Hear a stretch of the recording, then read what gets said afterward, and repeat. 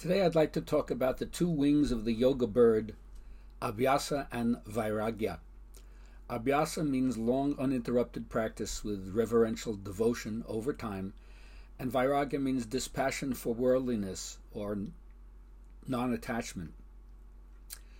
Whenever you're looking at the way the sutras are explained, the first word describing something usually carries more weight on it. So Abhyasa actually has more weight than Vairagya, because if you hit the mat, all those other things like detachment, non-attachment, dispassion will arise spontaneously. So the first idea is commit yourself to hitting the mat. And this is a metaphor for concentrating on the thing that you love, really putting energy into it, and do it, and do it. Like we say, push, persist until something happens, and then you're going to make a breakthrough. And then at the same time you're doing that, you're holding lightly the values.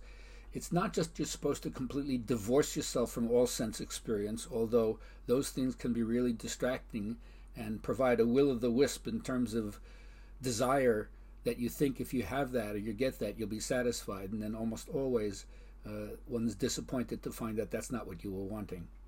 But the idea is to not be lost in ritualism, not be lost in being stuck on making it happen. You do it as if you want to collect the results, but you really let go of the final reward or goal. As Krishna says, yours is the right to the action, but not to the fruit thereof. So what this does is it really commits you to doing it, but letting go of the result. So you do it for the pure joy of doing it. There are benefits that accrue along the way, but it's not just for that. Like they say, quit this world, quit the next world, quit quitting. And then where does that leave you? Well, sometimes I know of my own personal experience, it leaves me with a state of emptiness. And sometimes the emptiness doesn't seem to fulfill me in the same way that doing something and having tangible results fulfills me.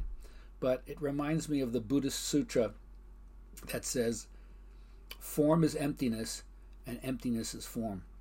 So the form is emptiness, it kind of like takes the wind out of my sails, because it makes me think like, well, what's it all worth it for? Does the world need another cookbook? Does the world need another Dharma rap? Does the world need another explanation? That makes me sour on the whole thing, and then I don't want to put out anything creative or make an effort to bring forth what I have from within me. Because if emptiness, if form is emptiness, then what's the point? Like they say, life is a boat that goes out to sea and sinks.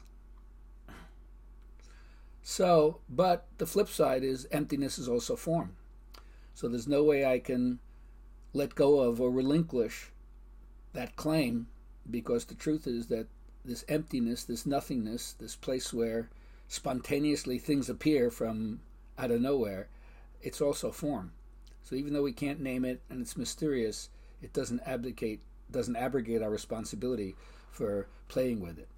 So these are the two things you're going to work with. Abhyasa, hit the mat and do it consistently over a long period of time, and love what you're doing, that you have the opportunity to do that, and at the same time, hold it lightly. Like we say, take your practice seriously, but yourself not too seriously.